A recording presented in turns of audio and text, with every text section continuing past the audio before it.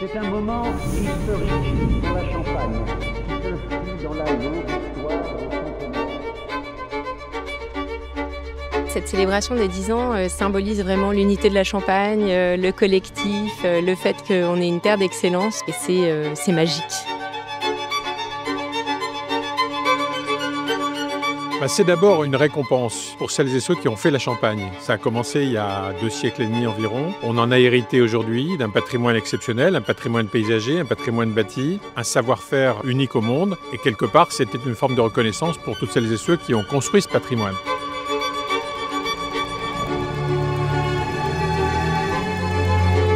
Il y a 20 ans, on ne s'en rendait pas compte de la chance qu'on avait d'être dans un paysage exceptionnel. Champagne ne se traduit pas dans d'autres langues, c'est Champagne partout à travers le monde.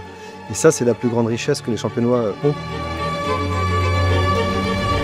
D'être parrain pour ces 10 ans d'anniversaire, pour ma part, moi, c'est une fierté. Je pense qu'on a des grosses valeurs du territoire à défendre, donc moi, j'en fais partie avec tout le monde, on est en équipe et j'en suis très fier.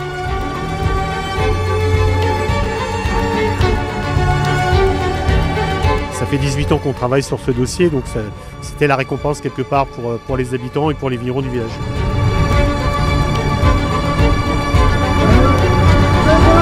Alors oui, j'ose le dire, osons le dire tous ensemble, bonheur et champagne pour tout le monde.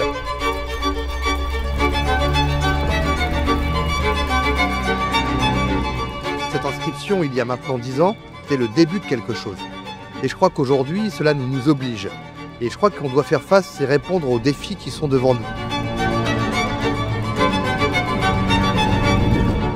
Pour moi, c'est beaucoup d'émotion parce que cette candidature, je l'ai connue, je l'ai portée en partie avec Pierre Cheval et Cécile Bonnefond.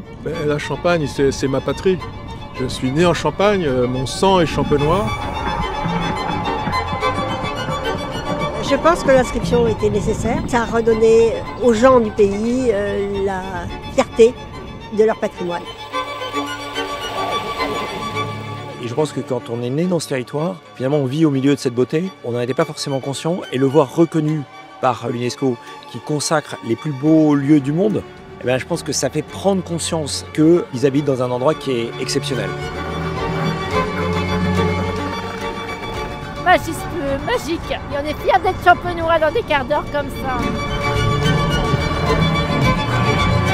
Eh bien maintenant, il faut en être digne, et donc il faut continuer à préserver, embellir, transmettre. De lui permettre de résister à de nouveaux défis. Et de le rendre encore plus beau que nous l'avons reçu de nos prédécesseurs. Et chaque génération doit porter, j'allais dire, sa charge pour faire en sorte de préserver ce patrimoine exceptionnel.